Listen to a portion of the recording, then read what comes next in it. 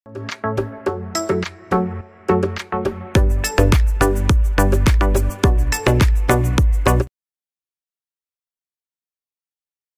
Morning, ഏവർക്കും study Nifty മലയാളത്തിൻ്റെ daily market ന്യൂസിലേക്ക് സ്വാഗതം. ഇന്ന് ഫെബ്രുവരി 24 ചൊവ്വാഴ്ചയാണ്. ആദ്യം തന്നെ പറയാനുള്ളത്, ഗ്ലോബൽ മാർക്കറ്റുകളെല്ലാം വലിയ രീതിയിൽ ഇടിഞ്ഞാണ് ഇന്നലെ ക്ലോസ് ചെയ്തിട്ടുള്ളത്. തിങ്കളാഴ്ച വാൾസ്ട്രീറ്റ് ഓഹരികൾ കുത്തനെ ഇടിയുകയുണ്ടായി. AI മൂലമുണ്ടായ ഭീതിയും വെള്ളിയാഴ്ച US നിന്നും പുറത്തു വന്ന സുപ്രീം കോടതി വിധിയുമാണ് ഇന്നലെ US വിപണികൾ ഇടിയാൻ കാരണമായത്. US പ്രധാനപ്പെട്ട ഇൻഡെക്സുകളെല്ലാം 1% മുകളിൽ ഇടിഞ്ഞു.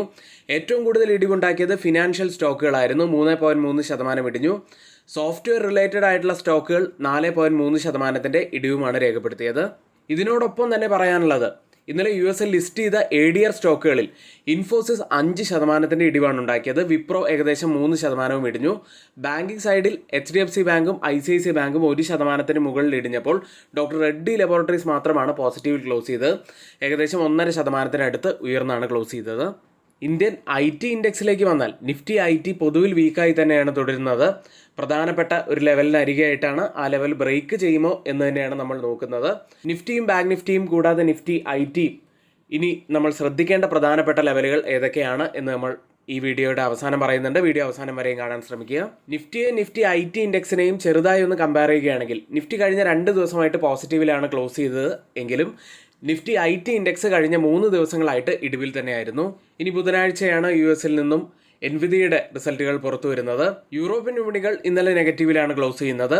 വ്യാഴാഴ്ച അവിടെ പ്രധാനപ്പെട്ട ഒരു കമ്പനിയുടെ റിസൾട്ട് വരുന്നത് റോൾസ് റോയ്സിൻ്റേതാണ്. ഇനി ഏഷ്യൻ വിപണികളിലേക്ക് വന്നാൽ, ചൈനയുടെ ലോൺ പ്രൈം റേറ്റ് ഡിസിഷൻ പുറത്തു വന്നിരിക്കുന്നു. നിരക്കുകളിൽ മാറ്റം വരുത്തിയിട്ടില്ല. ഒരു ദിവസത്തെ അവധിക്ക് ശേഷം ഓപ്പൺ ചെയ്തിരിക്കുന്ന ജപ്പാൻ മാർക്കറ്റ് നിക്കി 225 0.75% നേട്ടത്തിലാണ് ട്രേഡ് ചെയ്യുന്നത്. കോസ്പി മാർക്കറ്റ് 0.85% നേട്ടത്തിൽ ട്രേഡ് ചെയ്യുമ്പോൾ ഗിഫ്റ്റ് നിഫ്റ്റി ഇപ്പോൾ ഉള്ളത് 25,622 എന്ന നിലയിൽ 100 പോയിന്റ്സ് ഇടിഞ്ഞാണ് ട്രേഡ് ചെയ്യുന്നത്. ഇപ്പോൾ സമയം 7 മണിയാണ്. ഇപ്പോഴത്തെ ഈ ഒരു നില വെച്ച് നിഫ്റ്റിയിൽ ഏകദേശം 80 പോയിന്റ്സിൻ്റെയൊക്കെ ഒരു ഗ്യാപ് ഡൗൺ ഓപ്പണിങ്ങിനാണ് സാധ്യതയുള്ളത്. ഇനി വീണ്ടും ഗോൾഡ് പ്രൈസുകൾ ഫോക്കസിലേക്ക് വരികയാണ്. കേരളത്തിലെ ഗോൾഡ് പ്രൈസ് ഇന്നലെ പവന് 1,18,320 എന്ന ഉയർന്ന നിലയിൽ, ഈ മാസത്തെ ഉയർന്ന നിലയിൽ എത്തിയിരിക്കുകയാണ്. ക്രിപ്റ്റോ കറൻസിയിലേക്ക് വന്നാൽ ബിറ്റ്കോയിൻ $64,000 ട്രേഡ് ചെയ്യുന്നത്. 4% ഇടിവിലാണ്. ഓയിൽ പ്രൈസുകൾ ഇന്നലെ ഇടിഞ്ഞാണ് ക്ലോസ് ചെയ്തിട്ടുള്ളത്. ഇന്നിപ്പോൾ ഓപ്പൺ ചെയ്തിരിക്കുന്നതും ഇടിവിൽ തന്നെയാണ്. ഇന്നത്തെ ടോപ്പായിട്ടുള്ള ഏറ്റവും പ്രധാനപ്പെട്ട കുറച്ച് വാർത്തകളാണ് നമ്മളിവിടെ ഷെയർ ചെയ്തിരിക്കുന്നത്. ഇനി മറ്റുള്ള ധാരാളം കാര്യങ്ങൾ നമുക്ക് നോക്കാനുണ്ട്. അത് മാർക്കറ്റ് ന്യൂസ് സെഗ്മെന്റ് മുതൽ നമുക്ക് പറയാം. ഇനി മറ്റ് ചില പ്രധാനപ്പെട്ട വാർത്തകൾ നോക്കാം. ആദ്യം പോസ്റ്റ് ബഡ്ജറ്റ് മീറ്റ് അവസാനിച്ചു. RBI സെൻട്രൽ ബാങ്ക് ഉദ്യോഗസ്ഥരുടെ യോഗമായിരുന്നു ചേർന്നത്. കൂടാതെ ധനകാര്യമന്ത്രി നിർമ്മല സീതാരാമനും ഈ പരിപാടിയിൽ സംസാരിക്കുകയുണ്ടായി. അവർ പറഞ്ഞത്, അമേരിക്കയുമായുള്ള ഒരു വ്യാപാര കരാർ മാത്രം ലോക സാമ്പത്തിക പ്രശ്നങ്ങൾ പരിഹരിക്കാൻ മതിയാകില്ല. ഇത് ഇന്ത്യയും US തമ്മിലുള്ള ഇടക്കാല വ്യാപാര കരാർ സംബന്ധിച്ച ചർച്ചകൾ മാറ്റിവെച്ചതിന് പിന്നാലെയാണ് ഈ പ്രതികരണം വന്നിരിക്കുന്നത്. US സുപ്രീം കോടതി പ്രസിഡന്റ് ഡൊണാൾഡ് ട്രംപ് കൊണ്ടുവന്ന പരസ്പര താരിഫുകൾ അസാധുവാക്കിയതിനെ തുടർന്ന് പുതിയ സാഹചര്യങ്ങൾ ഇപ്പോൾ രൂപപ്പെട്ടിരിക്കുന്നത്. ഫെബ്രുവരി 7 ഇരു രാജ്യങ്ങളും വ്യാപാര കരാറിൻ്റെ രൂപരേഖ സംബന്ധിച്ച് സംയുക്ത പ്രസ്താവന പുറത്തിറക്കിയിരുന്നു. എന്നാൽ കോടതി വിധിയും തുടർന്ന് ട്രംപ് ഭരണകൂടം സെക്ഷൻ 122 പ്രകാരം പ്രഖ്യാപിച്ച പുതിയ താരിഫുകൾ സംബന്ധിച്ച് ഇപ്പോൾ വിലയിരുത്താൻ കഴിയില്ല എന്നാണ് ധനകാര്യമന്ത്രി വ്യക്തമാക്കിയത്. ഇതുകൂടാതെ RBI ഗവർണർ സഞ്ജയ് മൽഹോത്ര പറഞ്ഞത്, ബ്രോക്കർമാർക്കും ബാങ്കുകൾക്കും നൽകുന്ന പണം സംബന്ധിച്ച പുതിയ നിയമങ്ങളിൽ മാറ്റമില്ല. ബാങ്കുകൾ ബ്രോക്കർമാർക്ക് പണം നൽകുമ്പോൾ 100% സുരക്ഷ വേണം. അധിക റിസ്ക് എടുക്കാൻ ബാങ്കുകൾക്ക് അനുവാദമില്ല. ഏതായാലും RBI ഗവർണറുടെ ഈ ഒരു പ്രസ്താവന ട്രേഡിംഗ് വോളിയം കുറയ്ക്കാൻ ഒരുപക്ഷെ കാരണമായേക്കാം. ഏതായാലും ഈ ഒരു വാർത്ത മൊത്തത്തിൽ പരിശോധിക്കുകയാണെങ്കിൽ, ആദ്യം US ട്രേഡിൻ്റെ ഒരു അൺസർട്ടനിറ്റിയെ കുറിച്ച് പറയുന്നത് ഷോർട്ട് ടേമിലേക്ക് ഒരു വോളറ്റാലിറ്റി ഉണ്ടാക്കാനുള്ള സാധ്യതയുണ്ട്. കൂടാതെ IT സെക്ടർ ഒരു പ്രഷർ നേരിടാനുള്ള സാധ്യതയുമുണ്ട്. കൂടാതെ RBI ഗവർണറുടെ പ്രസ്താവനയിൽ ട്രേഡിംഗ് വോളിയം കുറയാനുള്ള സാധ്യതയുണ്ട്. കൂടാതെ F&O സെഗ്മെന്റിലെ പാർട്ടിസിപ്പേഷനും കുറയാനുള്ള സാധ്യതകൾ കാണുന്നുണ്ട്. കൂടാതെ ബ്രോക്കേജിംഗ് സ്റ്റോക്കുകൾ ഇന്ന് പ്രത്യേകമായി നമ്മൾ ഫോക്കസിൽ വെക്കേണ്ടതുണ്ട്. മറ്റൊരു ഹൈലൈറ്റ് ആയിട്ടുള്ള വാർത്തയുള്ളത്, വാണിജ്യമന്ത്രി പീയൂഷ് ഗോയൽ പറയുന്നത് ഇന്ത്യയുടെ കയറ്റുമതി അടുത്ത 6 മുതൽ 7 വർഷത്തിനുള്ളിൽ $2 ട്രില്യൺ കടക്കും എന്നാണ്.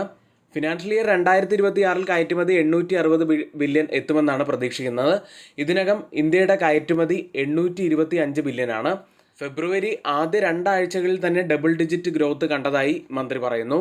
കഴിഞ്ഞ 3.5 വർഷ കാലയളവിനുള്ളിൽ തന്നെ 9 ഫ്രീ ട്രേഡ് അഗ്രിമെൻറ്റുകളാണ് ഒപ്പുവെച്ചിരിക്കുന്നത്. 38 വികസിത രാജ്യങ്ങളുമായി വ്യാപാര ബന്ധം ശക്തമാക്കി. അതിൽ തന്നെ കൂടുതൽ ഫോക്കസിലെത്തിയ ചില സെക്ടറുകൾ നോക്കുകയാണെങ്കിൽ ടെക്സ്റ്റൈൽസ്, ലെതർ, ഫാർമ തുടങ്ങിയ മേഖലകൾക്കാണ് ഇപ്പോൾ കൂടുതലായി അവസരം ലഭിച്ചിരിക്കുന്നത്. ഇതൊക്കെയാണ് ഇന്നത്തെ പ്രധാനപ്പെട്ട കുറച്ച് കാര്യങ്ങളായിട്ട് വരുന്നത്. മ്യൂച്വൽ ഫണ്ടുകളിൽ ഇൻവെസ്റ്റ് ചെയ്യാൻ താല്പര്യമുണ്ടോ? ചിട്ടികളിലോ ബാങ്ക് നിക്ഷേപങ്ങളിലോ പണം ഇടുന്നതിനേക്കാൾ മികച്ച ഒരു ഇൻവെസ്റ്റ്മെൻറ്റ് ഓപ്ഷനാണ് മ്യൂച്വൽ ഫണ്ടുകൾ നിങ്ങൾക്ക് നൽകുന്നത്. ദീർഘകാല സമ്പത്ത് സൃഷ്ടിക്കാൻ മ്യൂച്വൽ ഫണ്ടുകൾ മികച്ച ഒരു മാർഗ്ഗമാണ്. അത് SIP വഴിയും മ്യൂച്വൽ ഫണ്ടിൽ ഇൻവെസ്റ്റ്മെൻറ്റായും ഒക്കെ ചെയ്യാവുന്നതാണ്. മ്യൂച്വൽ ഫണ്ട് നിക്ഷേപം ആരംഭിക്കാൻ NISM സർട്ടിഫൈഡ് ARN ലൈസൻസ് ഉള്ളതുമായ ഒരു മ്യൂച്വൽ ഫണ്ട് ഡിസ്ട്രിബ്യൂട്ടറുടെ സഹായം ഇനി നിങ്ങൾക്ക് ലഭ്യമാണ്.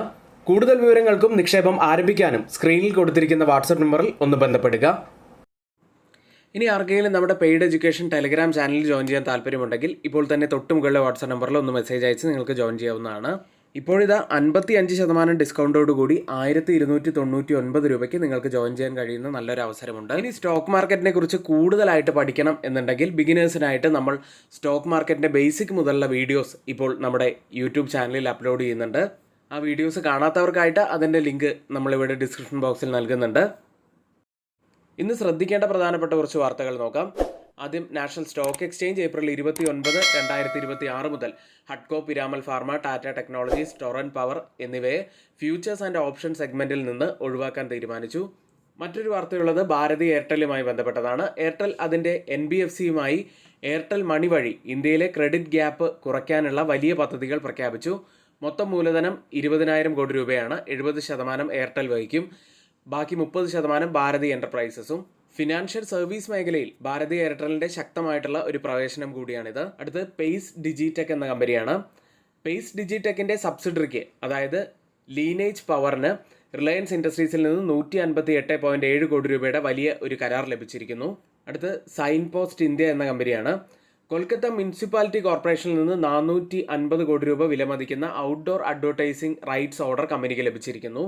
അടുത്ത് പട്ടേൽ എഞ്ചിനീയറിംഗ് എന്ന കമ്പനി 133 കോടി രൂപയുടെ പ്രൊജക്ട് കമ്പനിക്ക് മഹാരാഷ്ട്ര കൃഷ്ണ വാലി ഡെവലപ്മെന്റ് കോർപ്പറേഷനിൽ നിന്ന് ലഭിച്ചു. അടുത്ത് സിൽവർ ടച്ച് ടെക്നോളജീസ് എന്ന കമ്പനിയാണ്. Food safety and standards authority of ഇന്ത്യയുടെ ഡിജിറ്റൽ ട്രാൻസ്ഫോർമേഷൻ പ്രൊജക്റ്റിൽ മാനേജ്മെന്റ് സർവീസ് പ്രൊവൈഡറായി കമ്പനിയെ തിരഞ്ഞെടുക്കപ്പെട്ടു. അടുത്ത് ചാലറ്റ് ഹോട്ടൽസ് എന്ന കമ്പനിയാണ്.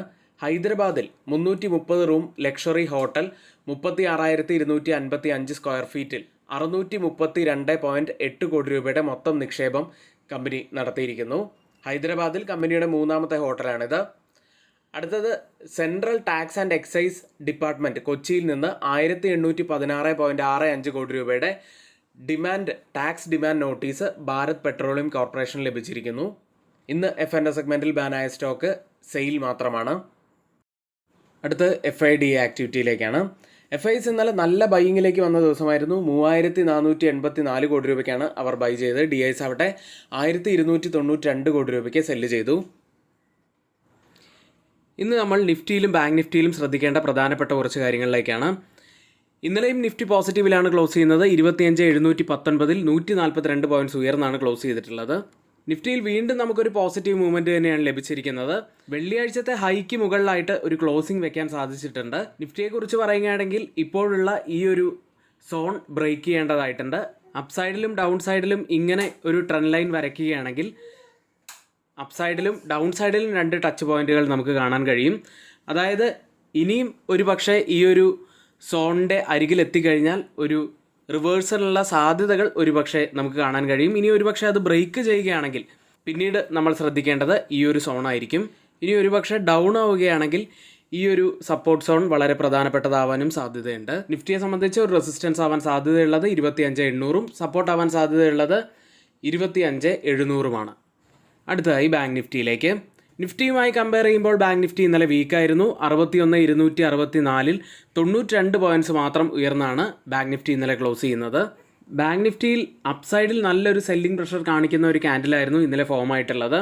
അതിൻ്റെ പ്രധാനപ്പെട്ട കാരണം എന്താണെന്ന് വെച്ചാൽ ഇന്നലെ IDFC ഫസ്റ്റ് ബാങ്ക് നല്ലൊരു ഇടിവ് രേഖപ്പെടുത്തിയിരുന്നു. IDFC ഫസ്റ്റ് ബാങ്ക് ഏകദേശം 16% ഇന്നലെ ഇടിഞ്ഞത്. IDFC ഫസ്റ്റ് ബാങ്കിൽ ഇത്ര വലിയൊരു ഇടിവ് വരാനുള്ള കാരണം ബാങ്ക് ജീവനക്കാരും മറ്റ് ചിലരും ചേർന്ന് 590 കോടി രൂപയുടെ തട്ടിപ്പ് നടത്തിയതായി ബാങ്ക് വെളിപ്പെടുത്തിയതിനെ തുടർന്നാണ് സ്റ്റോക്ക് ഇടിഞ്ഞത്. ഇനി ബാങ്ക് നിഫ്റ്റിയെ സംബന്ധിച്ച് ഈ ഒരു സപ്പോർട്ട് സോൺ ബ്രേക്ക് ചെയ്യുകയാണെങ്കിൽ പിന്നീട് നമ്മൾ ശ്രദ്ധിക്കേണ്ടത് ഈ ഒരു ലെവൽ തന്നെ ആയിരിക്കും.